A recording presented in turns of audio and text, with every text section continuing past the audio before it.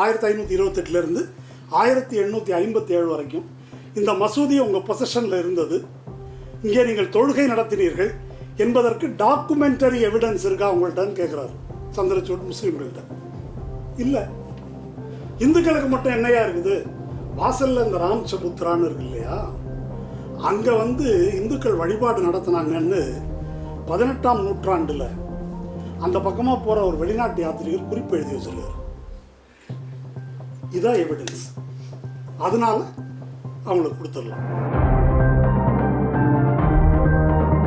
என்ன செய்ய முயற்சிக்கிறார் சந்திரசூட், என்ன செய்து வருகிறார் சந்திரசூட் என்றால் ஒரு வரியில் இப்படி சொல்லலாம். ஒரு பாசிசத்தை ஸ்மூத்தாக கிரீஸ் போட்டு அப்படி கொண்டு வர்றதுக்கு ஒரு உதவி செய்கிறார். அதிரடியாக அவசர நிலை போல வராமல் ரொம்ப ஸ்மூத்தாக ஒரு நார்மலான சிச்சுவேஷன்.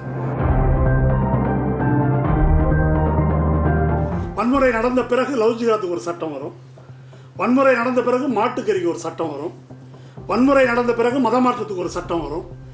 எல்லா விதமான சட்ட விரோதமான வன்முறைகளும் அதன் பிறகு சட்டபூர்வமாக்கப்படும். ஒரு வகையில் அது நார்மலைஸ் பண்ணப்படும். அந்த ட்ரையலை நடத்த வேண்டிய இடம் வேற, அது சுப்ரீம் கோர்ட் அல்ல. சுப்ரீம் கோர்ட் அதில் என்ன செய்ய முடியும்? அவங்க கேட்குறாங்கன்னா சரி விசாரணை நடத்துன்னு சொல்லலாம். நீ யார் அதை மூடுவதற்கு? இந்த வீடியோவை உங்களுக்கு வழங்குபவர்கள் Paces Pay, secure digital payments with multiple features and great success rate. ஒரு பல தலைமை நீதிபதிகள் ஓய்வு பெற்று சென்றிருக்கிறார்கள். மற்ற தலைமை நீதிபதிகளை பற்றி இப்படியெல்லாம் ஒரு கூட்டம் போட்டு நாம் பேசியதில்லை. இந்த சந்திரசூட் மட்டும் நம்ம எதுக்காக கூட்டம் போட்டு பேசணும், அப்படி என்ன முக்கியத்துவம் என்ற ஒரு கேள்வி இருக்கு. நாம் பேசுவது மட்டுமல்ல, அவர் ஏற்கனவே தோழர்கள் சொன்னது போல் இங்கே நீதியரசர் ஓய்வு பெற்ற நீதியரசர் சந்துரு, ஹரிபரந்தாமன், ஓய்வு பெற்ற உச்சநீதிமன்ற நீதிபதி மதன் பி லோக்கூர், உயர்நீதிமன்ற நீதிபதி அஞ்சனா பிரகாஷ், பல பேர் பேசியிருக்கிறாங்க. ஜூரிஸ்ட் கௌதம் பாட்டியா விரிவாக எழுதியிருக்காரு. இன்னும் முன்னாள் அசோகா பல்கலைக்கழகத்தினுடைய துணைவேந்தர் பிரதாப் பானு மேத்தா அவர் எழுதியிருக்காரு.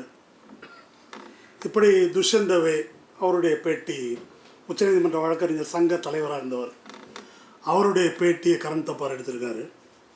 எல்லாருமே கிட்டத்தட்ட சந்திரசூடுக்கு எதிரான விமர்சனங்களை அவரவர்களுக்கு உரிய மொழியில் சொல்லியிருக்கிறார்கள். அவர்கள் எல்லாம் சொல்ல வருவது என்ன என்று போவதற்கு முன்னால் ஒரு நீதிபதியை பற்றி அவர் என்ன செய்தார், அவர் எப்படிப்பட்ட மனிதர் என்ற பர்சனாலிட்டி பற்றி ஆராய்ச்சி அல்ல இது. இந்த பர்சனாலிட்டி ஒரு சூழலில் தலைமை நீதிபதியாக இருக்கிறார். அது என்ன சூழல், அது நமக்கு தெரியும். 2014 நாம் எதிர்கொள்ளுகின்ற சூழல் என்ன என்பது நமக்கு தெரியும். மோடியின் ஆட்சி. இதை என்னவென்று சொல்வது? ஜனநாயகம் அப்படி சொல்ல முடியாது, எத்னிக் டெமோக்ரஸின்றாங்க. எத்னிக் டெமோக்ரஸின்னா என்ன? மதம் அல்லது இனம் சார்ந்த ஒரு பெரும்பான்மையின் ஜனநாயகம். அப்படி ஒரு ஜனநாயகம் இருக்க முடியாது. எலக்டரல் ஆட்டோக்ரஸின்றாங்க. தேர்தல் உண்டு, ஆனால் இது சர்வாதிகாரம் என்று சொல்லுகிறார்கள். அல்லது மெஜாரிட்டேரியன் டெமோக்ரஸி என்று சொல்லுகிறார்கள். இதெல்லாமே சொல்ல வரும் பொருள் என்ன என்றால், இது ஜனநாயகம் இல்லை, ஃபாசிசமும் இல்லை, நடுவில் எங்கேயோ இருக்குது இது என்பது போன்ற ஒரு சித்திரம். அதை பற்றி நிறைய கோட்பாடு விவாதங்களும், ஃபாசிசம் வந்துருச்சா, வந்துக்கிட்டு இருக்குதா, வரப்போகுதா என்றெல்லாம் இடதுசாரி அமைப்புகள் மத்தியிலே கூட அதை பரிசீலித்து கொண்டு இருக்கிறார்கள். அப்போது இந்த முன்னால் பார்த்தா செட்டியார் குதிரை, பின்னால் பார்த்தா ராவுத்தர் குதிரைன்னு ஒன்று சொல்லுவாங்க. அது மாதிரி இது இப்போ ஜனநாயகமாக ஃபாசிசமாக ஓட்டு போடுறோம். கருத்துரிமை இருக்கிற மாதிரி இருக்குது, இல்லாத மாதிரியும் இருக்குது. பல கட்சி ஜனநாயகம் இருக்கிற மாதிரியும் இருக்குது, இல்லாத மாதிரியும் இருக்குது.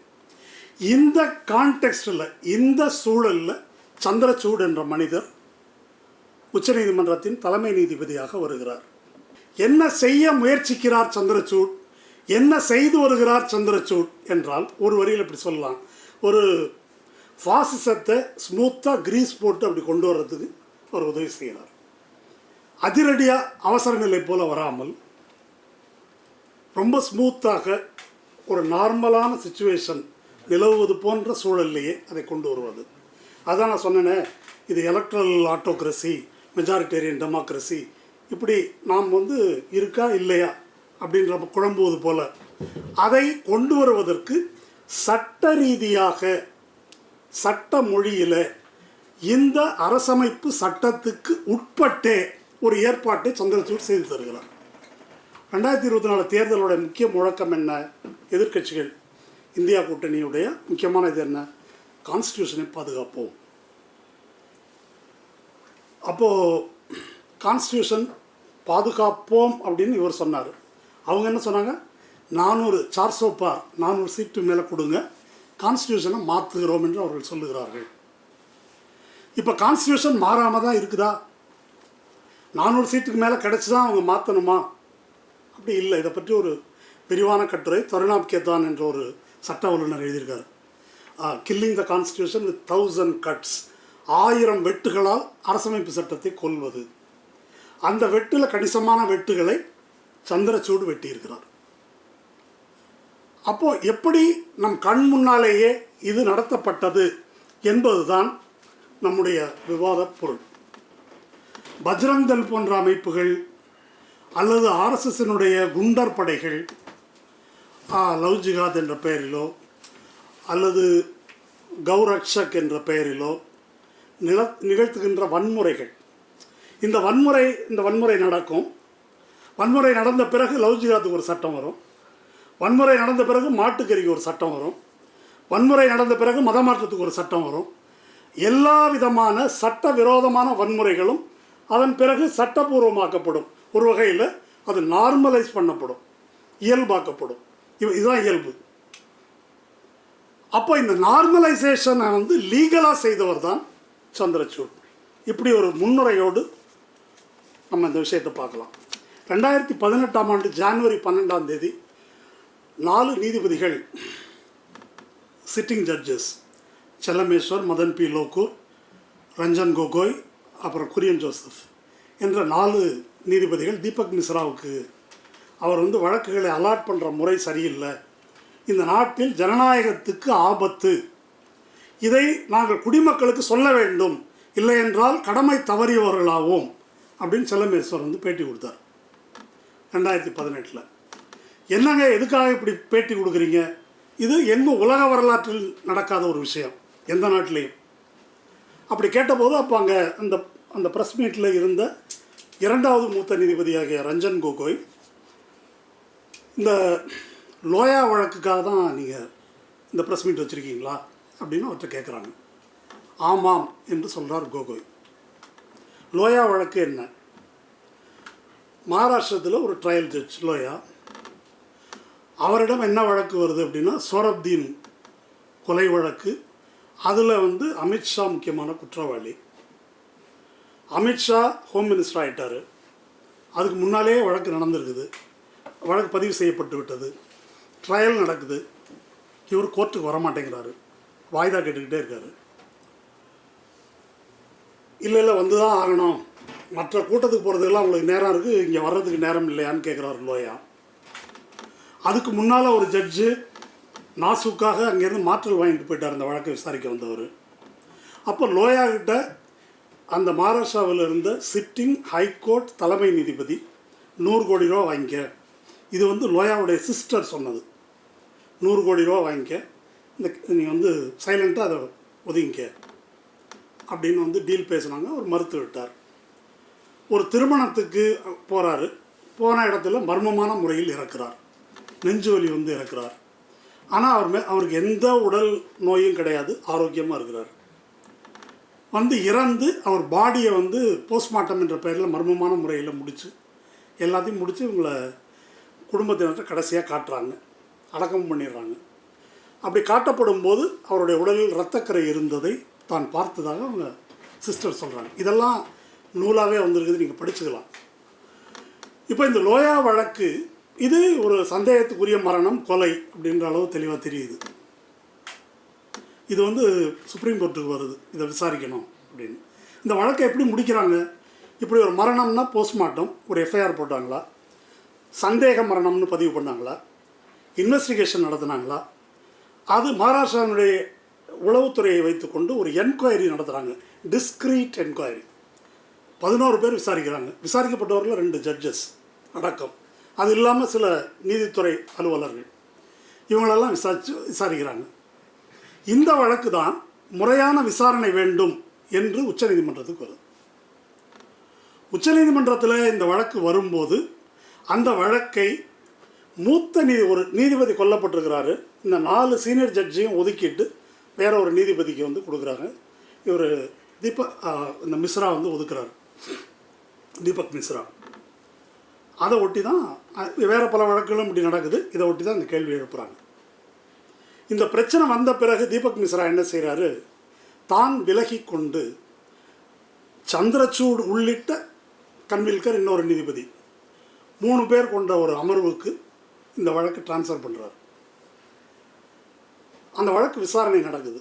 அதில் துஷ்யந்த் தவே, பிரசாந்த் பூஷன்லாம் அப்பியர் ஆகிறாங்க. அவங்க என்ன கேட்குறாங்கன்னா, இதை பற்றி ஒரு ப்ராப்பரான விசாரணை வேண்டும். இந்த என்கொயரி வந்து அவங்க இந்த விசாரணைன்னு ஒன்று போட்டிருக்கிறாங்க. இந்த விசாரணையை ஏற்கிறீர்களா டிஸ்மிஸ் பண்ணுறீங்களான்னு சொல்கிறது தான் சுப்ரீம் கோர்ட்டோட வேலை. நீங்கள் இல்லை ஏதோ ஒன்று சொல்லிட்டீங்கன்னா அப்புறமா நாங்கள் முறையான விசாரணைக்கு நாங்கள் கேட்டு போவோம். அதை உச்சநீதிமன்றம் ஏற்றுக்கொள்ளலை. அப்போ இவங்க என்ன கேட்குறாங்கன்னா, அந்த 11 விட்னஸையும் நாங்கள் கிராஸ் எக்ஸாமின் பண்ணோன்னு கேட்குறாங்க. அதுக்கும் இவர்கள் ஏற்றுக்கொள்ளவில்லை. பிரசாந்த் பூஷன் ஒரு கேள்வி எழுப்புறாரு, நீங்கள் சந்திரசூடும் இன்னொரு நீதிபதி கன்வில்கர் நினைக்கிறேன், நீங்கள் 2 பேரும் பாம்பே கோர்ட்லேருந்து வந்திருக்கிறீங்க. இதில் பிரச்சனை விசாரிக்க வேண்டிய நீதிபதிகள் பாம்பே கோர்ட்டை சேர்ந்தவங்க. நீங்கள் இந்த வழக்கை விசாரிக்கிறதே நியாயம் இல்லை, எங்கள் மனசாட்சியை பற்றி எங்களுக்கு தெரியும், நீ உட்காருன்றார். கடைசியில் தீர்ப்பு என்ன வருது, அதுனா அந்த நீதிபதிகள் மீது அனாவசியமாக அபாண்டமாக பழி சுமத்தப்படுகிறது. இதில் ஒரு பிரச்சனையும் இல்லை, விசாரிச்சிட்டோம், இதுக்கு மேலே இதை விசாரிக்க வேண்டியதில்லைன்னு முடிச்சிடுறாங்க. இந்த அதிகாரமே உச்சநீதிமன்றத்துக்கு, இதில் அவங்க சொன்ன தீர்ப்பு நமக்கு கருத்து வேறுபாடு இருக்குன்றது பாயிண்ட் இல்லை. இந்த அதிகாரமே உச்சநீதிமன்றத்துக்கு கிடையாது. ஒரு சந்தேக மரணம் அல்லது கொலை அல்லது வாட்டவர், அந்த ட்ரையலை நடத்த வேண்டிய இடம் வேறு, அது சுப்ரீம் கோர்ட் அல்ல. சுப்ரீம் கோர்ட் அதில் என்ன செய்ய முடியும்? அவங்க கேட்குறாங்கன்னா சரி விசாரணை நடத்துன்னு சொல்லலாம். நீ யார் அதை மூடுவதற்கு? இதெல்லாம் எதுக்கு சொல்கிறேன்னா, உச்சநீதிமன்ற தலைமை நீதிபதி ஆகிறதுக்கு முன்னால் அவர் செய்த காரியம் ஒரு வழக்கு, இது லோயா வழக்கு. 2வது வழக்கு என்ன மிக முக்கியமானது, அயோத்தியா கேஸ். அயோத்தியா கேஸ் பற்றி பாபர் மசூதி வழக்கு. அது 5 நீதிபதிகள் கொண்ட கான்ஸ்டியூஷனல் பெஞ்ச் தான் விசாரித்தது. அது கான்ஸ்டியூஷனல் பெஞ்ச் விசாரிக்கக்கூடிய வழக்கே அல்ல. அது வந்து ஒரு ரியல் எஸ்டேட், ஒரு சொத்து தொடர்பான ஒரு பிரச்சனை. இந்த இடம் இவருக்கு சொந்தமாக அவருக்கு சொந்தமாக, அதான் ஒரு சிவில் டிஸ்பியூட். அது கான்ஸ்டியூஷனல் பெஞ்சுக்கு போக வேண்டிய அவசியம் கிடையாது. ஆனால் 5 பேர் கொண்ட கான்ஸ்டியூஷனல் பெஞ்ச் அதை விசாரிக்குது. விசாரித்து தீர்ப்பு கொடுத்துட்றாங்க. தீர்ப்பு என்னன்றது உங்களுக்கு தெரியும். ஆனால் கீழே யாருமே கையெழுத்து போடல. அதை சந்திரசூடு எழுதியிருக்கக்கூடும் என்பது ஒரு அனுமானம்.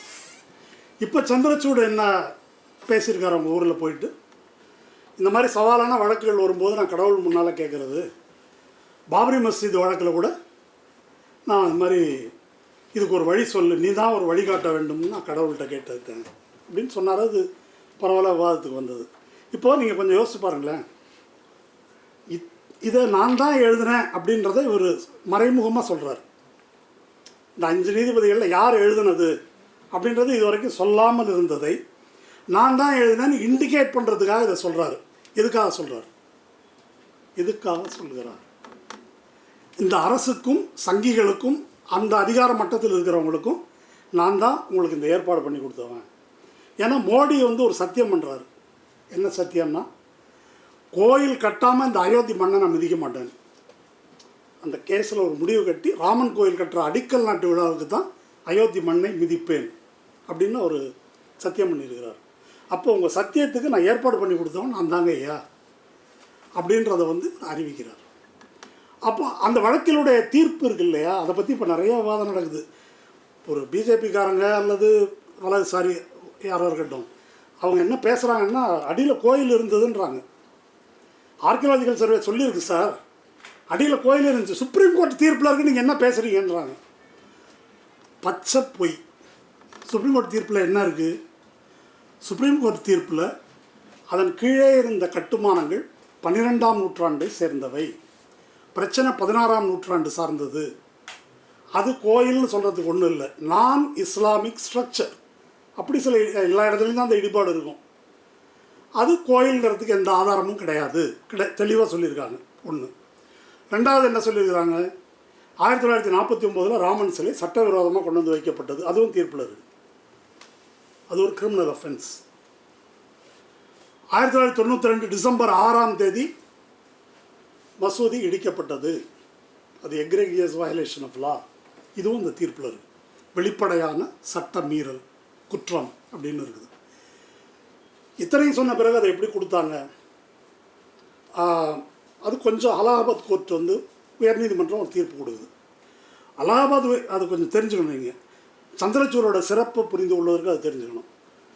அலகாபாத் உயர்நீதிமன்றத்தில் ஒரு நீதிபதிகள் அமர்வு என்ன தீர்ப்பு கொடுக்குறாங்கன்னா, அதில் பார்ட்டிஸ் வந்து யார், 3 பேர் பார்ட்டி.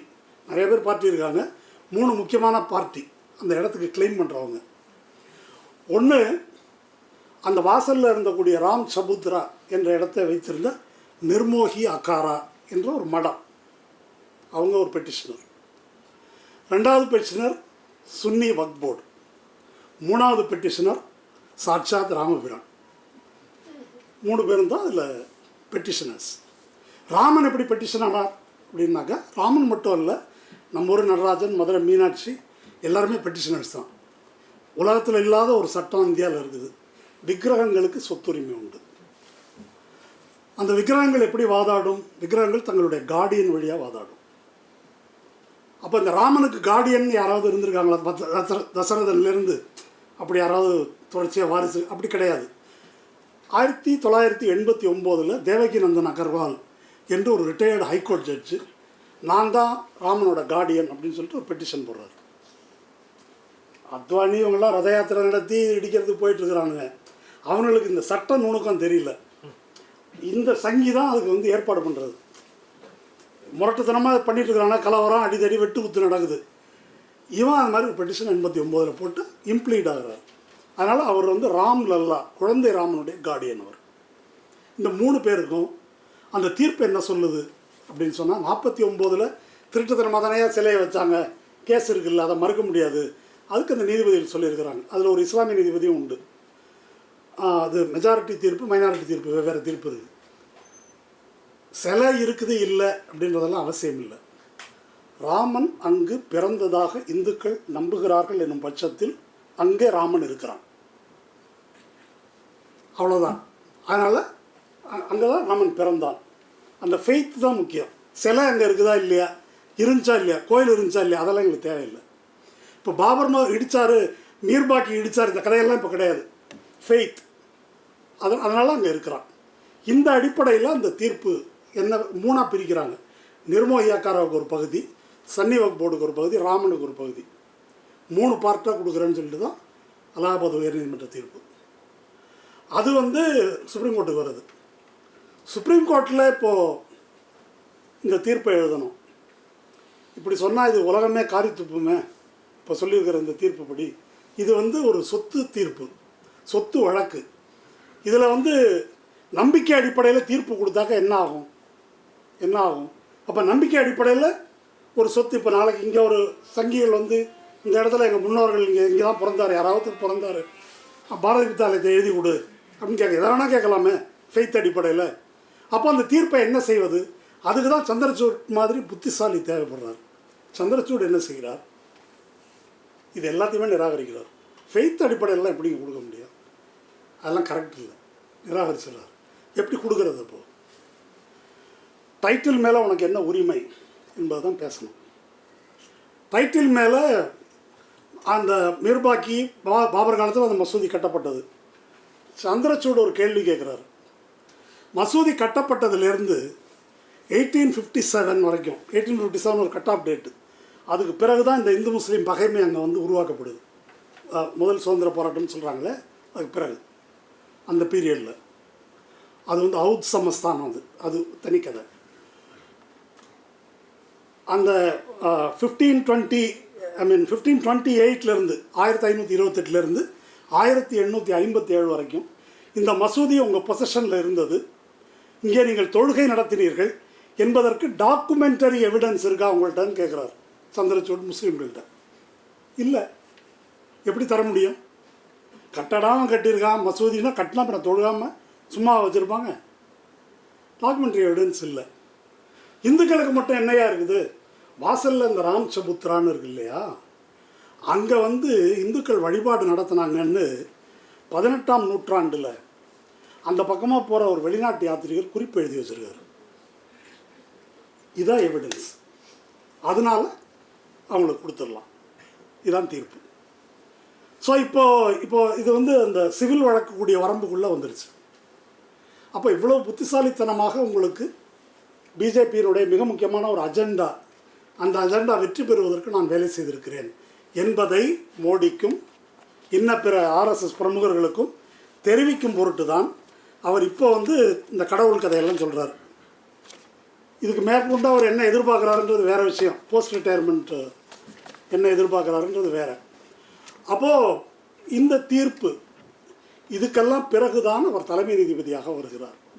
பிரதாப் பானு மேத்தா, இந்த அசோகா பல்கலைக்கழகத்தின் முன்னாள் துணைவேந்தர், அவர் எழுதும்போது என்ன எழுதுகிறாருன்னா, அவசர நிலை காலத்தில் உயிர் வாழும் உரிமை, கேசவானந்த பாரதி வழக்கில் உயிர் வாழும் உரிமை அடிப்படை உரிமை அப்படின்றத சஸ்பெண்ட் பண்ணக்கூடிய ஒரு பெஞ்சை அமைத்து, அவசர நிலை காலத்தில் உயிர் வாழும் உரிமை அவசர நிலை நிலவும் போது உயிர் வாழும் உரிமையை ஒரு குடிமகன் கோர முடியாது என்று தீர்ப்பளித்தவர் ஏஎன் ரே.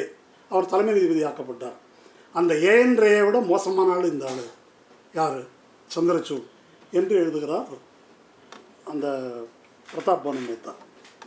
ஸோ இப்படி தான் அவர் இந்த லோயா வழக்கையும், இன்னும் பலது இருக்குது, நான் குறிப்பிடத்தக்கதாக இது ரெண்டும் சொல்கிறேன். இது ரெண்டும் ரொம்ப மிக முக்கியமான வழக்குகள். அப்போ தன்னுடைய விசுவாசத்தை, தான் எந்த பக்கம் இருக்கிறேன் என்பதை தெளிவுபடுத்துவதற்கு அவர் வழங்கிய 2 தீர்ப்புகள் அப்படின்னு எடுத்துக்கலாம். ஒரு தற்பெருமையாக தமிழ்நாட்டில் எதுவும் நடக்காது, அது நடக்காது. இப்போ அந்த சௌரவ் தாஸ் கட்டுரையை அல்லது அந்த சங்கிகள் எப்படி பெனட்ரேட் பண்ணியிருக்காங்கன்ற அந்த கட்டுரையை படிக்கும்போது தமிழ்நாட்டில் அப்படி ஒரு ஜேர்னலிசம் இல்லை. இதுவரைக்கும் வரலாறு காணாத அளவுக்கு எண்ணிக்கையில் அதிகமான பார்ப்பன நீதிபதிகள் இப்போ தான் இருக்கிறாங்க சென்னை ஹைகோர்ட்டில். இவங்கெல்லாம் யார், எப்படி வந்தாங்க, இதை பற்றி ஏதாவது ஒரு ஆய்வு இருக்கா? அப்படி ஜேர்னலிசம் ஏதாவது இங்கே நடக்குதுன்னா அதெல்லாம் ஒன்றும் கிடையாது. அநேகமாக சவுத் இந்தியா பற்றி அதில் ஒன்றும் இல்லை. இந்த கட்டுரையில் ஃபுல்லாக நார்த் இந்தியா பற்றி தான் அது பேசுது. அப்போ எதுவுமே செய்யாமல் நம்ம ஒரு சவடால் பேசிகிட்டு இருக்கிறோம். அந்த கட்டுரையை படிங்க. அவர் சொன்னார், ஒரு இது நடந்தால் எப்படி அவங்க ஒரு வாட்ஸ்அப் குரூப்பில் போட்டால் உடனே வந்துடுவாங்க. எந்த நெட்வொர்க்கும் இங்கே கிடையாது. இப்போது அர்ச்சகர் வழக்கோ மற்ற வழக்குகள் அதில் கோட்டை விடுறீங்கன்னு சொன்னாக்க கோபம் வருது திமுககாரங்களுக்கு. ஆனால் அதில் ஒரு இடத்துல ஒன்று வருது, இந்த சேது கால்வாய் திட்டத்தை முடக்குவதற்கு ராமர் பாலம் இது கால்வாய் கட்டக்கூடாது அப்படின்னு சுப்ரீம் கோர்ட்டில் வழக்கு போடுறாங்க. அந்த வழக்கு இந்த சங்கம் தான், இவங்க அதிவியக்தா பரிஷத்தா, அவங்க தான் ரெடி பண்ணுறாங்க. ரெடி பண்ணி பராசரன்ட்ட கொண்டு போகிறாங்க. பராசரன் தான் இந்த கோயில் வாரத்துக்கெல்லாம் வக்கீல், தமிழ்நாட்டு ஐயங்கார் அவர். அவர்கிட்ட தான் கொண்டு போகிறாங்க. அவர்கிட்ட 11 இது கொண்டு போனாங்களா அஃபிடவிட் தயார் பண்ணி, 11 ரிஜெக்ட் பண்ணாராம் அவர். இது செல்லாது, இது செல்லாது, செல்லாதுன்னு 11 அப்படி அதை செல்ல வைத்தார்கள். ஆனால் நம்ம அர்ச்சகர் வழக்கெல்லாம் எடுத்துக்கிட்டாக்க அதெல்லாம் கேட்குறதுக்கு ஒன்றும் ஆள் கிடையாது, அதை பரிசீலிக்கிறதுக்கு ஆள் கிடையாது. யாரோ பேர் ஆகிறாங்க, தோக்குறாங்க, வர்றாங்க. அப்போ இதெல்லாம் நான் சொல்வது குறை சொல்வதற்காக அல்ல. எப்படிப்பட்ட எதிரியை நாம் எதிர்கொள்கிறோம், நம்ம என்னவா இருக்கிறோம். சும்மா அப்படி இருக்கிறான்றது நம்ம செயலற்று போவதற்கு இல்லை, செயலாற்றுவதற்கு. அப்போ அந்த மாதிரி செயலாற்றக்கூடியவர்கள் நம்முடைய தரப்பில் என்ன இருக்கிறாங்க, யார் இருக்கிறாங்க, இதை எதிர்கொண்டு முறியடிக்கிற கெப்பாசிட்டி நமக்கு இருக்குதா? அந்த கெப்பாசிட்டி இல்லாமல் வாய்ச்சவடால் பேசுவதால் எந்த பொருளும் கிடையாது. அப்படி ஒரு வாய்ச்சவடால் தான் இப்போ நடந்துட்டு இருக்குது. அதை சொல்வதற்கு வெட்கப்படுகிறேன், இருந்தாலும் அதான் யதார்த்தம் எல்லாமே. அப்போ சந்திரசூட் விஷயத்தை இதெல்லாம் பற்றி பேசும்போது இதை பற்றி ஹரிபரந்தாமன் பேசுகிறார், சந்துரு பேசுகிறாரு. எந்த வழக்கறிஞர்கள் ஏன் பேசலை? உயர்நீதிமன்ற நீதிபதிகள் பட்டு கேவலமாக பேசும்போது, நடந்து கொள்ளும்போது அதை எதிர்த்து ஏன் வழக்கறிஞர்கள் பேசவில்லை? அவங்களுக்கு தெரியாதா? இப்போ வாஞ்சிநாதன் ஒரு ஸ்டேட்மெண்ட் கொடுத்து, தலைமை நீதிபதி சிதம்பரம் கோயிலுக்கு போகிறாரு, நீங்கள் எப்படி கோயிலுக்கு போகலான்னு சொல்லிட்டு அவர் நேராக லெட்டர் எழுதியிருக்காரு, மீடியாவுக்கு ரிலீஸ் பண்ணியிருக்காரு. அவங்க ஒரு பார்ட்டி, ஒரு வழக்கு நடக்குது. ஒரு வழக்கு நடக்கும்போது உங்கள் உயர்நீதிமன்றத்தில் அந்த வழக்கு இருக்குது. வழக்கு இருக்கும்போது நீங்கள் எப்படி போகலாங்க அப்படின்னு கேள்வி எழுப்பியிருக்காரு. இந்த கேள்வியை யார் கேட்கிறார்கள்? இப்போ கேள்வி கேட்பவர்கள் வேட்டையாடப்படுவார்கள். அப்படி கேட்டதுனால தான் அவர் டிபார் பண்ணாங்க 3 வருஷம், அவரையும் பல தோழர்களையும். அப்போது அப்படி கேட்பதற்கு திராவிட இயக்கம் சார்ந்தவர்கள் எத்தனை பேர் ரெடியாக இருக்கிறாங்க? ஏன் கேட்க மாட்டேன்றாங்க? முதல்ல அது தெரிஞ்சிருக்குதா இவங்களுக்கு? அதனால் ஆர்எஸ்எஸ்காரன் சதி பண்ணுறான், சூழ்ச்சி பண்ணுறான், அப்படி பண்ணுறான், இப்படி பண்ணுறான் அப்படின்றது கிட்டத்தட்ட அவங்கள வியந்து பணிவதற்கு சமம். அது அதற்கு எதிராக செய்வதற்கு நமக்கு துப்பு இருக்குதா என்பதுதான் கேள்வி. அந்த கேள்வியை நாம் கேட்டுக்கொள்ள வேண்டும்.